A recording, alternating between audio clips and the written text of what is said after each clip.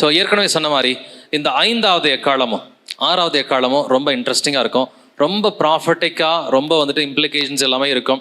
So இந்த சரித்திரத்தில் நடந்தது எல்லாமே கர்த்தர் முன்கூட்டியே 2000 வருஷத்துக்கு முன்னாடி எழுதுனது ரொம்ப ரொம்ப இன்ட்ரெஸ்டிங்காக இருக்க போகுது. ஸோ அடுத்த ஒரு 20 மினிட்ஸ் இந்த 5வது எக்காலத்தை கொஞ்சம் நல்லா ஜாக்கிரதையாக நம்ம கவனித்து பார்க்கலாம். ஸோ இது வந்துட்டு வெட்டுக்கிளிகளின் தீர்ப்பு, ரொம்ப இன்ட்ரெஸ்டிங்கான ஒரு தீர்ப்பாக இருக்க போகுது. வெட்டுக்கிளிகளின் தீர்ப்பு, த லோகஸ்ட் ஜட்ஜ்மெண்ட். ஸோ இதில் நிறைய வசனங்கள் வாசிக்க போகிறோம். 9ஆம் அதிகாரத்தில் 1லேருந்து 12 வசனங்கள், கிட்டத்தட்ட ஒரு 6 ஸ்லைடில் வந்துட்டு இருக்குது. ஸோ உங்கள் சிஸ்டர்ஸ்க்கு வாசிக்க கஷ்டமாக இருந்தால் நீங்கள் மாற்றி மாற்றி கூட மைக்கை நீங்கள் பாஸ் பண்ணி கூட நீங்கள் வாசிங்க. 1வது வசனத்திலிருந்து 12வது வசனம் வரைக்கும் வாசிக்க போகிறோம். 5ஆம் தூதன் எக்காலம் ஊதினான். அப்பொழுது வானத்திலிருந்து பூமியின் மேல் விழுந்த ஒரு நட்சத்திரத்தை கண்டேன். அவனுக்கு பாதாள குழியின் திறவுகோல் கொடுக்கப்பட்டது. அவன் பாதாள குழியை திறந்தான். உடனே பெரும் சூளையின் புகையை போல அந்த குழியிலிருந்து புகை எழும்பிற்று. அந்த குழியின் புகையினால் சூரியனும் ஆகாயமும் அந்தகாரப்பட்டது. அந்த புகையிலிருந்து வெட்டுக்கிளிகள் புறப்பட்டு பூமியின் மேல் வந்தது. அவைகளுக்கு பூமியில் உள்ள தேள்களின் வல்லமைக்கு ஒப்பான வல்லமை கொடுக்கப்பட்டது. பூமியின் புல்லையும் பசுமையான எந்த பூண்டையும் எந்த மரத்தையும் சேதப்படுத்தாமல் தங்கள் நெற்றிகளில் தேவனுடைய முத்திரையை தரித்திராத மனுஷரை மாத்திரம் சேதப்படுத்த அவைகளுக்கு உத்தரவு கொடுக்கப்பட்டது. மேலும் அவர்களை கொலை செய்யும்படிக்கு அவைகளுக்கு உத்தரவு கொடுக்கப்படாமல் 5 மாதமளவும் அவர்களை வேதனைப்படுத்தும்படிக்கு உத்தரவு கொடுக்கப்பட்டது.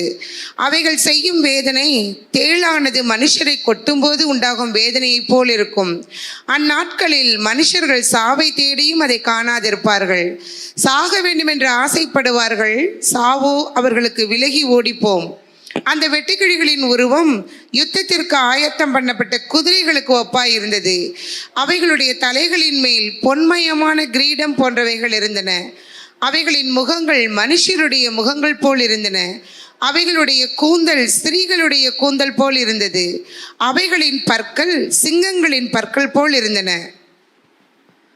இரும்பு கவசங்களைப் போல மார்க்கவசங்கள் அவைகளுக்கு இருந்தன. அவைகளுடைய சிறகுகளின் இரைச்சல் யுத்தத்திற்கு ஓடுகிற அநேகம் குதிரைகள் பூண்ட ரதங்களின் இரைச்சலுக்கு ஒப்பாயிருந்தன. அவைகள் தேள்களின் வாள்களுக்கு ஒப்பான வாள்களையும் அந்த வாள்களில் கொடுக்குகளையும் உடையவைகளாயிருந்தன. அவைகள் 5 மாதமளவும் மனுஷரை சேதப்படுத்துவதற்கு அதிகாரம் உடையவைகளாயிருந்தன. அவைகளுக்கு ஒரு ராஜன் உண்டு. அவன் பாதாளத்தின் தூதன். எபிரேய பாஷையிலே அபத்தோன் என்றும் கிரேக்க பாஷையிலே அப்பொல்லியோன் என்றும் அவனுக்கு பெயர். 1ஆம் ஆபத்து கடந்து போயிற்று. இவைகளுக்கு பின்பு இன்னும் 2 ஆபத்துக்கள் இதோ வருகிறது.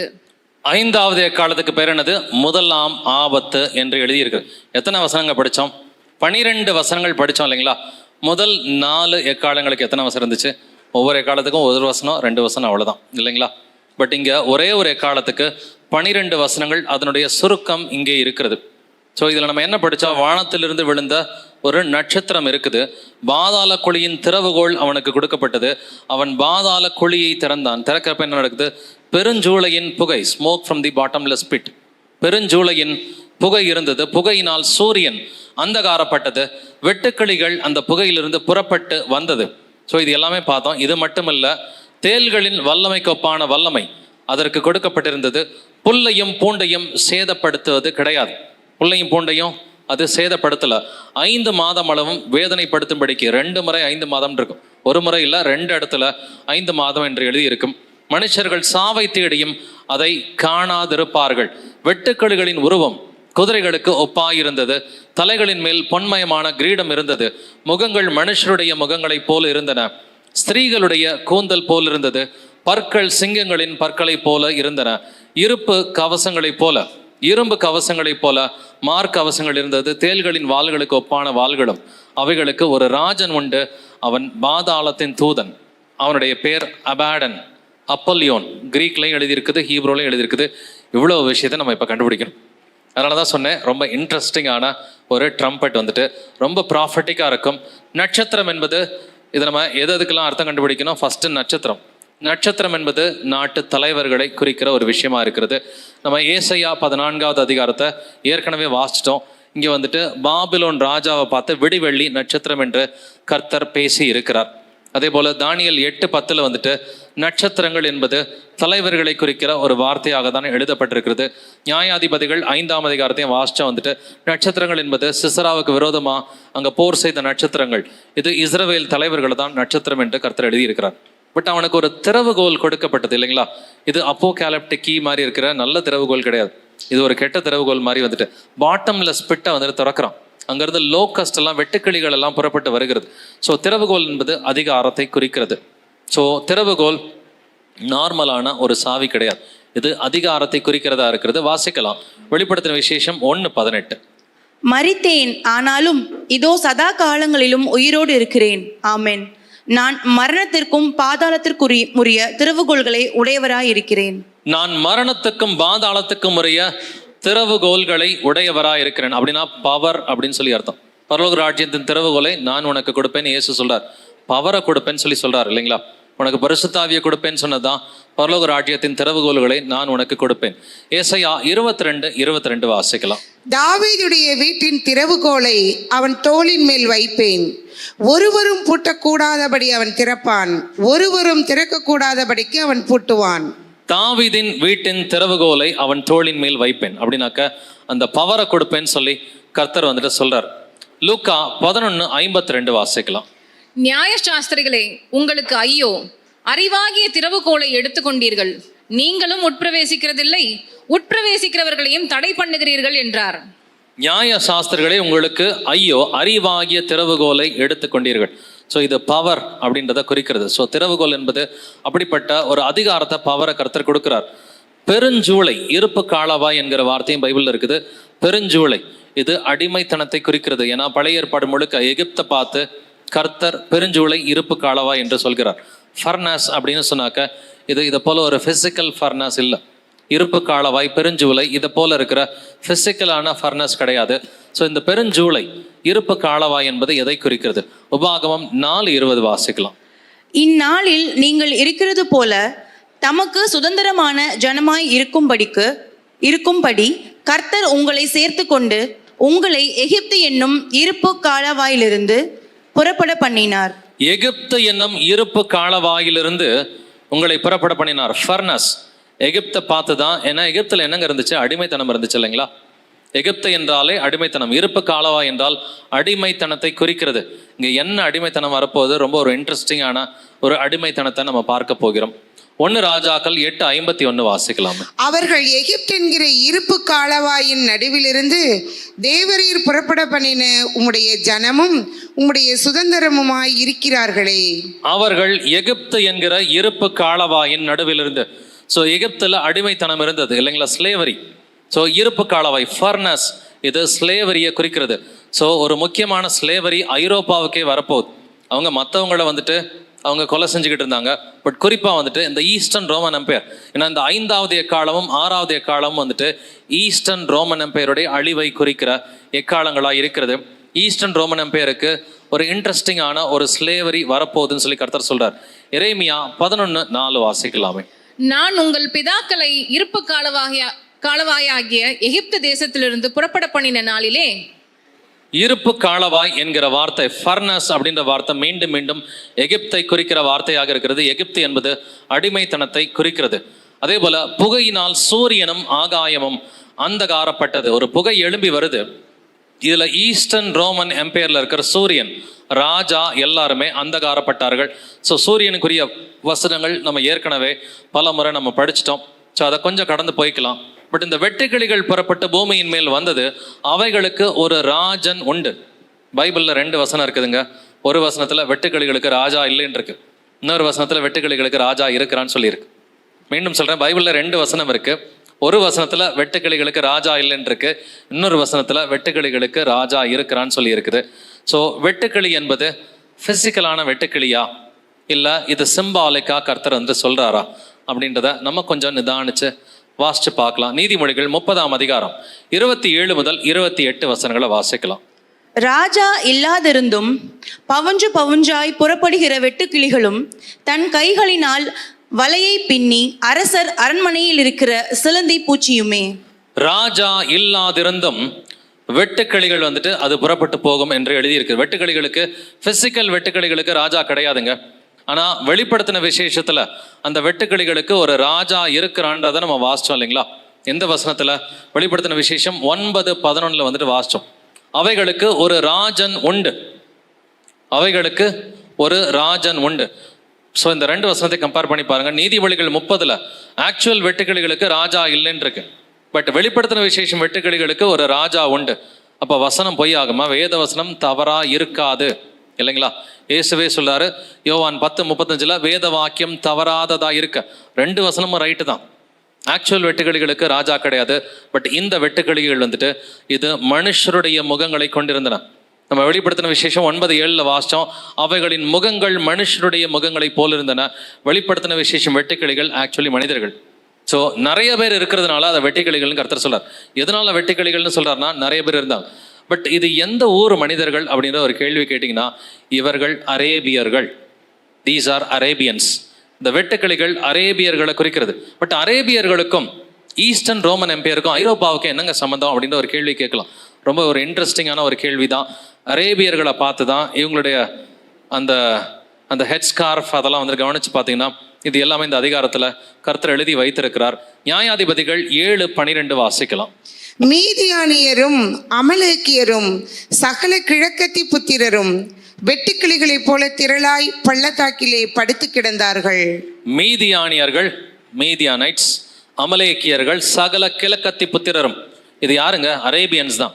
அரேபியன்ஸ் எப்படி இருக்கிறாங்க? அரபியர்கள் வெட்டுக்கிளிகளை போல திரளாய் பள்ளத்தாக்கிலே. ஸோ எதனால கர்த்தர் வந்து வெட்டுக்கிளிகள் என்று சொன்னார்னாக்க திரளா இருக்கிறதுனால அந்த வெட்டுக்கிளிகள்னு சொல்றாரு. ஆனாலும் மனுஷருடைய முகம் இருக்கும்னு சொல்லியிருக்கிறார். அரேபியன்ஸை பார்த்து தான் வெட்டுக்கிளிகள் லோகஸ்ட் அப்படின்னு சொல்லி கர்த்தர் பேசி இருக்கிறார். இன்னொரு வசனத்தையும் வாசிக்கலாம். யாத்திராகமம் 10:13 வாசிக்கலாம். அப்படியே மோசே தன் கோலை எகிப்து தேசத்தின் மேல் நீட்டினான். அப்பொழுது கர்த்தர் அன்று பகல் முழுவதும் அன்று ரா முழுவதும் கீழ்காற்றை தேசத்தின் மேல் வீச பண்ணினார். விடியற் காலத்திலே கீழ்காற்று வெட்டுக்கிளிகளை கொண்டு வந்தது. அப்படியே மோசே தன் கோலை எகிப்து தேசத்தின் மேல் நீட்டினான். அந்த 10 வாதைகள்ல இதுவும் ஒரு வாதை தான் இல்லைங்களா? அப்பொழுது கர்த்தர் அன்று பகல் முழுவதும் அன்று ரா முழுவதும் கீழ்காற்றுனா என்னங்க அர்த்தம்? கிழக்குல இருந்து ஒரு காற்று வருது. இதுதான் கீழ்காற்றுன்னு சொல்லுவாங்க இல்லைங்களா? கிழக்கு பகுதியிலிருந்து ஒரு காற்று வருது. ஸோ அந்த கீழ்காற்றை தேசத்தின் மேல் வீச பண்ணினார். விடியற் காலத்திலே அந்த கிழக்கு காற்று கீழ்காற்று என்னத்தை கொண்டு வந்துச்சான்? வெட்டுக்கிளிகளை கொண்டு வந்துச்சு. எகிப்தில் வெட்டுக்கிளிகள் வந்துச்சு இல்லைங்களா? எகிப்தில் கிழக்கில் எந்த தேசம் இருக்குது?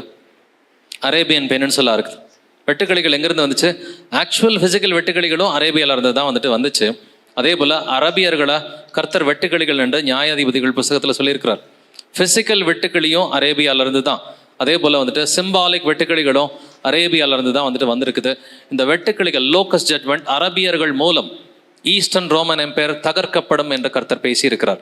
இது சரித்திரத்தில் நடந்துச்சுன்னு பார்த்தீங்கன்னா ரொம்ப இன்ட்ரெஸ்டிங்காக இருக்கும். இது ஆக்சுவலி நடந்துச்சு. பட் அவைகளுக்கு சிங்கங்களின் பற்கள் இருக்கும் அப்படின்றதே வாசிச்சோம். அது எப்படி வெட்டுக்கிளிகளுக்கு சிங்கங்களின் பற்கள் இருக்கும்? இதை எக்ஸாக்ட்லி கர்த்தர் எழுதி இருக்கிறாருங்க. இந்த டிஸ்கிரிப்ஷன் வெளிப்படுத்தின விசேஷத்தில் மட்டுமில்ல, யோவேல் புத்தகத்திலையும் இருக்குது. வாசிக்கலாம். யோவேல் 1:4 முதல் 6 வசனங்கள். பச்சை புழு விட்டதை வெட்டுக்கிளி தின்றது, வெட்டுக்கிளி விட்டதை பச்சை கிளி தின்றது, பச்சை கிளி விட்டதை முசுக்கட்டை பூச்சி தின்றது. வெறியரே விழித்து அழுங்கள், திராட்சரசம் குடிக்கிற சகல ஜனங்களே புது திராட்சரசத்தின் நிமித்தம் அலறுங்கள். அது உங்கள் வாய் நின்று விலக்கப்பட்டது. எண்ணி முடியாத ஒரு பலத்த ஜாதி என் தேசத்தின் மேல் வருகிறது. அதன் பற்கள் சிங்கத்தின் பற்கள், துஷ்ட சிங்கத்தின் கடைவாய் பற்கள் அதற்கு உண்டு. வெட்டுக்கிளி அப்படின்னு சொல்லி கர்த்தர் வந்துட்டு இங்க 2 இடத்துல எழுதி இருக்கிறார் இல்லைங்களா? இந்த வெட்டுக்கிளிகள். ஆனா வெட்டுக்கிளி வரும்பொழுது என்ன சொல்றாரு? விழித்து அழுங்கள்ன்றார். வெட்டுக்கிளி வரத்துக்காக எதுக்கு அழுகணும்? பட் இந்த வெட்டுக்கிளிகள் ஆக்சுவல் வெட்டுக்கிளிகள் கிடையாது என்று யோவேலே எழுதி இருக்கிறார். எண்ணி முடியாத ஒரு பலத்த ஜாதி என்று வேதம் சொல்கிறது இல்லைங்களா? ஸோ நியூமரஸ் எனிமீஸ், எண்ணி முடியாத ஒரு பலத்த ஜாதி. ஸோ எண்ணவே முடியாதுன்னு சொன்னால் வெட்டுக்கிளிகள் நிறையா இருக்கும். அதே போல் அரபியர்களும் நிறைய பேர் படையெடுத்து ஈஸ்டர்ன் ரோமன் எம்பையருக்கு வந்திருந்தாங்க. அதனாலதான் எண்ணி முடியாத ஒரு ஜாதி. அவைகளுக்கு சிங்கங்களின் பற்கள் இருக்கும் என்று யோவேல் புத்தகத்தில் எழுதியிருக்கு. ஸோ யோவேல் புத்தகத்தில் இருக்கிற வெட்டுக்கிளிகள் இது மனிதர்களை குறிக்கிறது. அதே போலதான் வெளிப்படுத்தின விசேஷத்தில் இருக்கிற வெட்டுக்கிளிகளும் இது மனிதர்களை குறிக்கிறது, குறிப்பா அரபியர்களை குறிக்கிறது. ஸோ இந்த வெட்டுக்கிளிகள் குதிரைகளுக்கு ஒப்பா இருந்தது அப்படின்றதை நம்ம வாசிச்சோம் இல்லைங்களா? இதே டிஸ்கிரிப்ஷன் யோவேல் 2ஆம் அதிகாரத்தில் இருக்குது. வாசிக்கலாம். யோவேல் 2ஆம் அதிகாரம் 4 முதல் 5 வசனங்கள். அவைகளின் சாயல் குதிரைகளின் சாயலை ஒத்தது, அவைகள் குதிரை வீரரைப் போல ஓடும். அவைகள் ஓடுகிற ரதங்களின் இரைச்சலைப் போலவும் செத்தைகளை எரிக்கிற அக்கினி ஜுவாலையின் இரைச்சலைப் போலவும் யுத்தத்துக்கு ஆயத்தப்பட்ட பலத்த ஜனத்தின் இரைச்சல் போலவும் பர்வதங்களுடைய சிகரங்களின் மேல் குதிக்கும். அவைகளின் சாயல் குதிரைகளின் சாயலை ஒத்தது. அந்த வெட்டுக்களின் சாயல் எப்படி இருந்துச்சா, அது மனுஷனை போலவும் இருந்துச்சு, குதிரையை போலவும் இருந்துச்சுன்னா அந்த மனுஷன் குதிரை மேலே ஏறி வந்தான். உலகத்திலே அதிகமாக குதிரை ஓட்ட தெரிஞ்சவங்க யாருன்னா அரபியர்கள் தாங்க. நல்லா குதிரை ஓட்ட தெரிஞ்சவங்க. நாங்களாம் டெசர்ட்லலாம் போகணும் இல்லைங்களா, நல்லாவே அவர்களுக்கு குதிரை ஓட்ட தெரியும். ஸோ அவைகளின் சாயல் குதிரைகளின் சாயலை ஒத்தது. அவைகள் குதிரை வீரரை போல ஓடும். அவைகள் ஓடுகிற ரதங்களின் இரைச்சலை போல இருக்கும். இதே வார்த்தைகள் வெளிப்படுத்தின விசேஷம் 9வது அதிகாரத்தில் 7 முதல் 9 வசனங்களை நீங்கள் வாசிக்க கேட்டிருப்பீங்க இல்லைங்களா. ஸோ இந்த வெட்டுக்கிளிகள் என்பது அரபியர்களை குறிக்கிறது. பட் இந்த அரபியர்கள் ஒரே ஒரு நல்ல காரியம் பண்ணுவாங்க, புல்லையும் பூண்டையும் சேதப்படுத்த மாட்டாங்க. அரபியர்கள்லாம் பேசிக்கலி யாருங்க, இன்னைக்கு யாருங்க அவங்கெல்லாம் முஸ்லிம்ஸ் இல்லைங்களா. முஸ்லீம்களுக்கு ஒரு பழக்கம் உண்டு. ஸோ அந்த ரூல்ஸ் ஆஃப் வார்னு அவங்க ஒன்று வச்சிருக்கிறாங்க. அந்த ரூல்ஸ் ஆஃப் வாரில் பொதுமக்களை கொல்லக்கூடாதுன்னு சொல்லுவாங்க. அதுதான் புல்லையும் பூண்டையும் சேதப்படுத்தாமல். ஸோ புல் என்பது ஜனமே புல் என்பதை நம்ம வாசிச்சோம் இல்லைங்களா. இதெல்லாம் ஏற்கனவே வாசித்த வசனங்கள் தான். ஏசாயா 40 வந்துட்டு ஜனமே புல், காமன் பீப்புள் தான் புல் என்பதை குறிக்கிறது. Cross means common people. ஏசாயா 51:12 புல்லுக்கு ஒப்பாய் இருக்கிற மனுபுத்திரன். ஸோ மனுஷனை தான் வந்துட்டு புல் என்று கர்த்தர் பேசி இருக்கிறார். 1 பேதுரு 1 அதிகாரத்திலையும் மாம்சம் எல்லாம் புல்லை போல இருக்கிறது. ஸோ இது Islamic invasion of Eastern Europe. இதனுடைய நிறைவேறுதல் Islamic invasion of Eastern Europe. Abu Bakr father in law of Muhammad மூலமாக தான் வந்துட்டு அவங்களுடைய மதம் தொடங்கியது என்பது நமக்கு தெரியும் இல்லைங்களா. ஸோ அபுபக்கர் வந்துட்டு இவர் முகமதுடைய ஃபாதர் இன் லா. அவர் ரூல்ஸ் ஆஃப் வார் எழுதி வச்சதில் நீங்கள் வந்துட்டு ட்ரீஸை கட் பண்ணக்கூடாது அப்படின்னு சொல்லி எழுதியிருக்கிறார். ஸோ இஸ்லாமிக் ரூல்ஸ் ஆஃப் வாரில் to not uproot fruitful trees என்று எழுதியிருக்கிறது. ஸோ க்ரீன் கிராஸை கட் பண்ணக்கூடாது அப்படின்லாம் சொல்லுவாங்க. So the non Muslim inhabitants like Jews and Christians அவங்களெல்லாம் திம்மிஸ்ன்னு சொல்லுவாங்க. மக்களை கொல்ல மாட்டாங்க வழக்கமாக. இவங்க படையெடுத்து விடும்பொழுது ராஜாவை மட்டும்தான் கொல்லுவாங்க. ஈஸ்டர்ன் யூரோப்பை இவர்கள் படையெடுத்து போனப்ப ராஜாவுடைய சொந்தக்காரங்களெல்லாம் கொண்டுட்டு மக்களை அடிமைப்படுத்திடுவாங்க. அதனால தான் ஸ்லேவரி, இருப்பு காலவாய் என்று எழுதியிருந்தது. நீ முஸ்லீமா மாறு, அப்படி இல்லைனா you are a second grade citizen, நீ திம்மி, நீ எனக்கு ஜிஸியா கட்டணும்னு சொல்லுவாங்க. ஜிஸியா என்பது it's a special tax. So அந்த காலத்தில் வந்துட்டு இஸ்லாம் வளர்ந்ததற்கு ஒரு மெயின் ரீசன் பார்த்தீங்கன்னாக்க அவங்க ராஜாவை கொலை பண்ணிட்டு அடுத்து மக்களை அடிமையாக மாற்றிடுவாங்க. ஸோ வழக்கமாகவே ஏழைகள் வந்துட்டு எங்களால் டேக்ஸ் கட்ட முடியாதுன்னு சொல்லி அவர்கள் இஸ்லாமியர்களாக மாறிடுவாங்க. அதனால தான் இஸ்லாமுடைய பாப்புலேஷன் ஆரம்பத்தில் இப்படி தான் வந்துட்டு அதிகமாக வளர்ந்தது. ஸோ கிபி 600க்கு அப்புறம் தான் வந்துட்டு இந்த இஸ்லாம் என்கிற மதம் வந்துட்டு வளர ஆரம்பிச்சது இல்லைங்களா. ஸோ கிபி 600க்கு அப்புறம் தான் பார்த்தீங்கன்னாக்க ஐரோப்பாவுக்கு இஸ்லாமியர்கள் மூலமாக பெரிய கேடு வந்தது. ஸோ இவர்களுடைய படையெடுப்பு இப்படி தான் இருக்கும்ன்றதை கர்த்தர் சொல்லியிருக்கிறார். புல்லையும் பூண்டையும் சேதப்படுத்தாமல் அப்படின்னாக்கா பொதுமக்களை கொலை செய்யாமல், to not harm the cross அப்படின்னு சொல்லி கர்த்தர் சொல்லியிருக்கிறாரு. ஸோ அவங்களுடைய மேஜர் சக்ஸஸ் வந்தது ஒரு ஷார்ட் ஸ்பேன் ஆஃப் ஒரு 80 இயர்ஸ், 80 ஆண்டுகளில் பார்த்தீங்கன்னா பாலஸ்தீன், சிரியா, ஆர்மேனியாவை பிடிச்சிட்டாங்க, ஏஷியா மைனர் டர்க்கியை வந்துட்டு பிடிச்சிட்டாங்க, பெர்ஷியா ஈரானை பிடிச்சிட்டாங்க, ஈவன் எகிப்தை பிடிச்சிட்டாங்க, இந்தியா வரைக்கும் வந்துட்டு அவங்க வந்துட்டாங்க. இஸ்லாமுடைய அந்த ரூல்ஸ் எல்லாமே மொகல் கிங்ஸ், டெல்லி சுல்தானேட்லாம் கேள்விப்பட்டிருப்பீங்க இல்லைங்களா. டெல்லியில் இருந்த சுல்தானை பற்றிலாம், டெல்லி சுல்தானேட் பற்றி சின்ன பிள்ளைங்கள்லாம் படிச்சிருப்பாங்க இல்லைங்களா. அந்த இஸ்லாமுடைய வளர்ச்சி ரொம்ப அசுர வேகமாக இந்த அளவுக்கு இருந்தது. இதுதான் தலைகளின் மேல் பொன்மயமான கிரீடம். சக்சஸ் ரேட்டை குறிக்கிறதா, தலைகளின் மேல் பொன்மயமான கிரீடத்தை குறிக்கிறது. அதே போல் 5 மாதம் அவர்களை வேதனைப்படுத்தும்படிக்கு இது 2 வசனத்தில் இருக்குது. 5வது வசனம் 10வது வசனம். டார்மெண்ட் 5 months, 5 + 5 10 மாதம் இல்லைங்களா. 10 மாதம் என்பது 300 நாட்களை குறிக்கிறது இல்லைங்களா. 10 மாதம் என்பது 300 நாட்கள், 300 ஆண்டுகள் வேதனை. இஸ்லாமியர்கள் மூலமாக ஐரோப்பாவில் 300 ஆண்டுகள் வேதனை. நமக்கு 1 day is equal to 1 year நமக்கு தெரியும் இல்லைங்களா. என்ன ஆகும் 14:34 எசேக்கியேல் 4:6 நேற்று பலமுறை இந்த வசனத்தை வாசிச்சிட்டோம் இல்லைங்களா. இது ஒரு நாள் என்பது ஒரு தீர்க்க தரிசன வருஷத்தை குறிக்கிறது. அதே போல இந்த 10 மாதம், இந்த 5 மாதங்கள் என்பது 300 வருஷங்களை குறிக்கிறது. எந்த 300 ஆண்டுகள் ஐரோப்பியர்கள் இஸ்லாமியர்கள் மூலமாக வேதனைப்பட்டார்கள்? கிபி 756 முதல் கிபி 1055 வரைக்கும், 756 AD to 1055 AD. கிபி 756 தான் அந்த அப்பாசிட் கலிஃபேட் வந்துட்டு அது ரைஸ் ஆகுது. ஆரம்பத்தில் அவங்களுக்கு நிறைய கலிஃபேட்ஸ் நீங்கள் கேள்விப்பட்டிருப்பீங்க. இன்னைக்கு ISIS இருக்குது. பட் ஆரம்பத்தில் வந்தது ரஷீதுன் கலிஃபேட்னு சொல்லுவாங்க.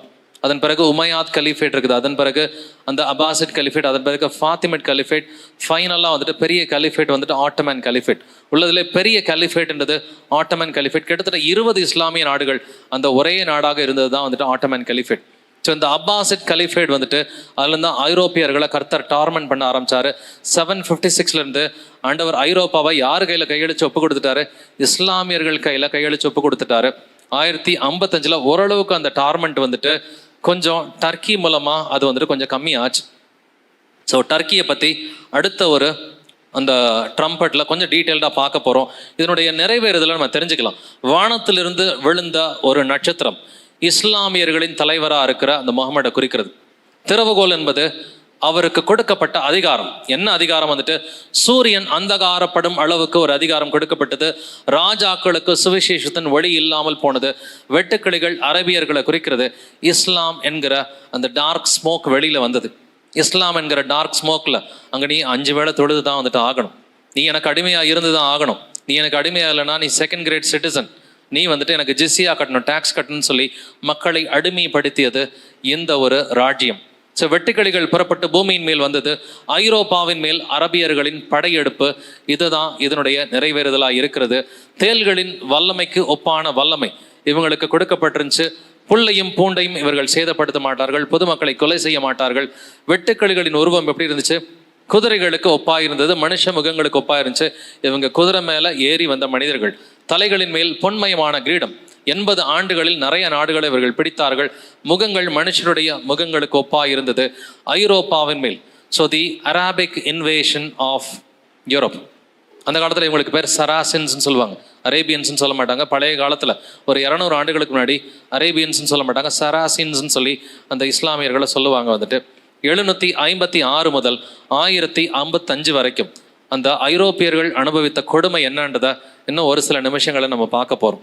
அங்கே உமையாத் கலிஃபேட்ன்ற ஒரு கலிஃபேட் இருந்துச்சுங்க. இந்த உமையாத் கலிஃபேட் ஸ்பெயினையே பிடிச்சிட்டாங்க.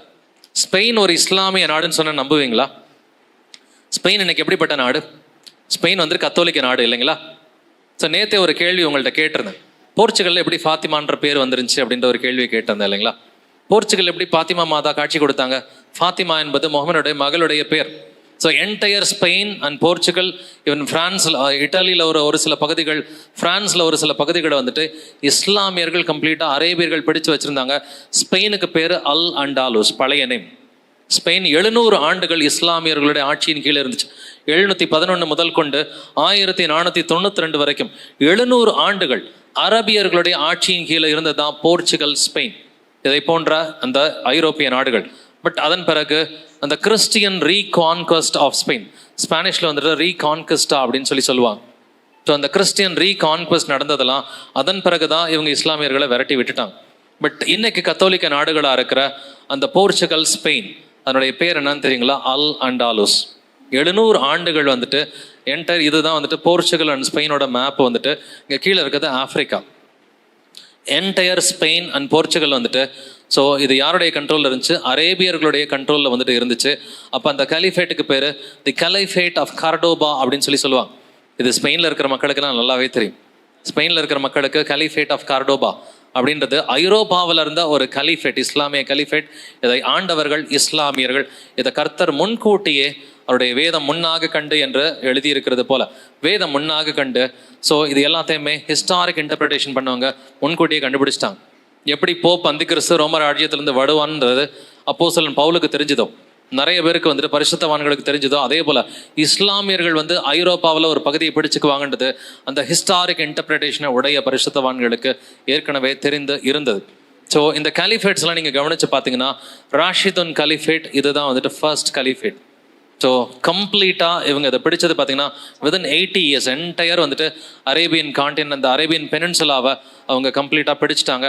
அடுத்து உமையாத் கலிஃபேட் பாருங்கள், வந்துட்டு உமையாத் கலிஃபேட் ஐரோப்பா வரைக்கும் போயிருக்குது. உமையாத் கலிஃபேட் தான் ஐரோப்பாவை கண்ட்ரோல் பண்ணது. உமையாத் கலிஃபேட் தான். அடுத்து ஃபைனலாக ஆட்டமன் எம்பையர், இந்த கிரீன் கலர் இருக்கிறது கம்ப்ளீட்டாக Ottoman empire. So Ottoman எம்பையரும் Cordoba வரைக்கும் வந்துட்டு அந்த காலத்தில் வந்துட்டு இருந்திருக்குது. ஸோ அந்த காலத்தில் மனிதர்கள் என்ன பண்ணுவாங்கன்னா, they will seek death but they will not find death. மனுஷர்கள் சாவை தேடியும் அதை காணாதிருப்பார்கள்.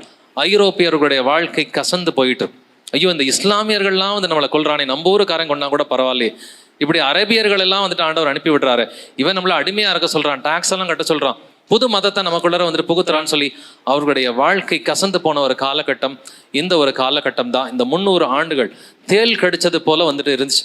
மனுஷன் சாவை தேடியும் அதை காணாதிருப்பான். சாவை தேடின ஒரு மனுஷன் இருக்கிறான் பைபிள்ல.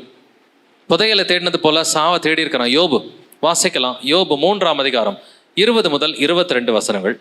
மரணத்திற்கு ஆசையாய் காத்திருந்து புதையலை தேடுகிறது போல அதை தேடியும் அடையாமற் போகிறவர்களும் பிரேத குழியை கண்டுபிடித்ததினால் மிகவும் களி கூர்ந்து அதற்காக சந்தோஷப்படுகிற நிர்பாக்கியருமாகிய இவர்களுக்கு வெளிச்சமும் மன சஞ்சலம் உள்ள இவர்களுக்கு ஜீவனும் கொடுக்கப்படுகிறதுனால் பலன் என்ன? மரணத்திற்கு ஆசையாய் காத்திருந்து புதையலை தேடுகிறது போல அதை தேடியும் எனக்கு கிடைக்கல அப்படின்றான் இல்லைங்களா. யோபு மரணத்தை ரொம்ப வந்துட்டு தேடி போயிருக்கிறான். புதையலை தேடுறது போல மரணத்தை தேடியும் யோபுக்கு மரணம் கிடைக்கல. இதே மாதிரிதான் வந்துட்டு மரணத்தை தேடியவர்கள் ஐரோப்பியர்கள் வந்துட்டு. ஸோ முதலாம் ஆபத்து கடந்து போயிட்டு இவைகளுக்கு பின்பு இன்னும் 2 ஆபத்துக்கள் இதோ வருகிறது, இந்த உடனே வருது அப்படின்னு கர்த்தர் சொல்றார். முதலாம் ஆபத்து வந்துட்டு 5வது எக்காலத்துக்கு பேரு தான் முதலாவது ஆபத்து. 6ஆம் எக்காலம். இந்த 6ஆம் எக்காலம் 7வது எக்காலத்தோட நம்ம முடிச்சுட்டு லஞ்ச் பிரேக் எடுக்க போறோம். இன்னும் நமக்கு இப்போ 12:45 ஆகுது. இன்னும் ஒரு மேக்ஸிமம் ஒரு 15 மேக்ஸிமம் 20 மினிட்ஸ்ல வந்துட்டு இந்த 6ஆம் எக்காலத்தையும் முடிச்சிடலாம். இந்த 5வது எக்காலம் ரொம்ப ப்ராஃபட்டிக் இம்ப்ளிகேஷன்ஸோட ரொம்பவுமே இன்ட்ரெஸ்டிங்காக தான் அது இருந்துச்சு இல்லைங்களா.